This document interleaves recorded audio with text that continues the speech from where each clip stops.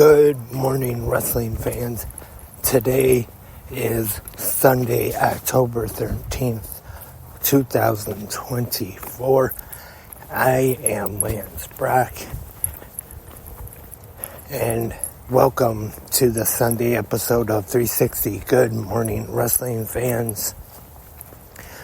The morning after AEW Wrestle Dream.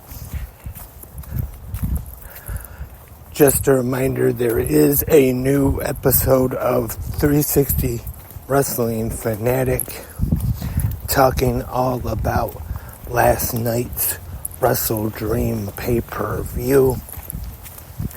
If you haven't heard it yet, you can find it right now, right here on Spreaker, YouTube, or wherever you listen to 360 Wrestling podcasts at. And on this Sunday morning episode of Good Morning Wrestling Fans, just gonna go over the main event situation just a little more. And in the main event of Wrestle Dream, we saw Jon Moxley defeat Bryan Danielson to become the new AEW World Champion. But not only that, now what is supposed to be the retirement of Bryan Danielson as a full-time wrestler. In case you missed it, I don't want to spoil it if you do want to check out the replay. So, gotta give a spoiler warning right now. But the way it ended, Wheeler Yuta turning on Bryan Danielson, putting the plastic bag over his head, then Danielson being stretchered out the locker room after they came out, tried to help Danielson, looking just very sad, very defeated to close the pay-per-view. Like they said, the end of Bryan Danielson's career as a full-time wrestler.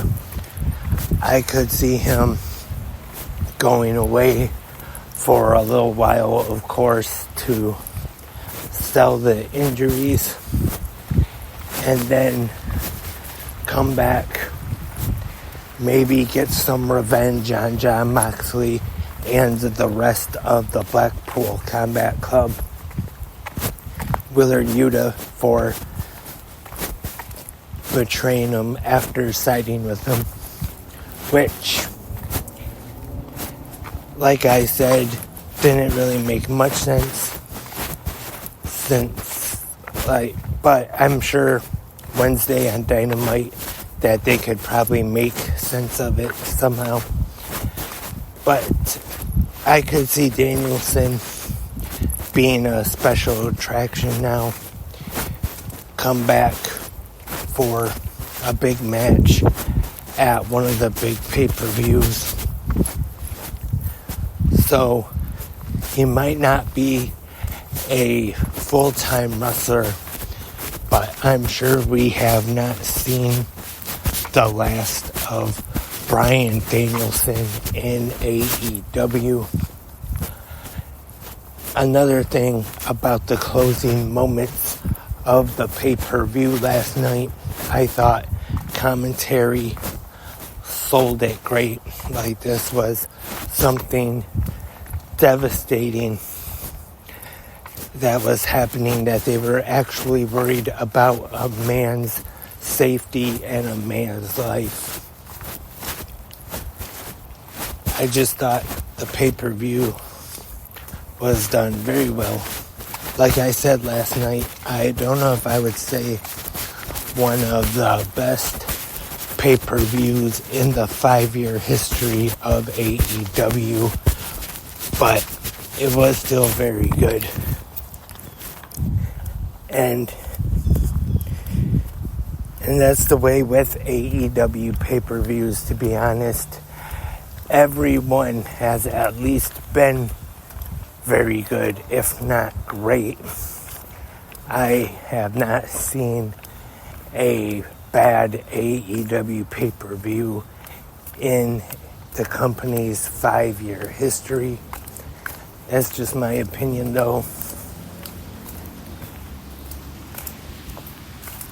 So overall, if you missed it last night, I would definitely recommend checking out a replay of AEW Wrestle Dream. Also, last night, just a couple more things I want to go over I was a little surprised that we did not see Bobby Lashley make his AEW debut. That has been being talked about for a little bit now, that Lashley could be showing up in AEW.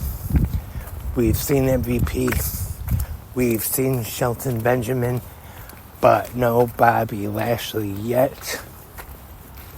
Doesn't mean he won't be debuting, but we will have to wait to see it. AEW has 2 more pay-per-views left this year. Full Gear and World's End. And then sometime in 2005, the pay-per-views will be available on Max to stream for a discount rate.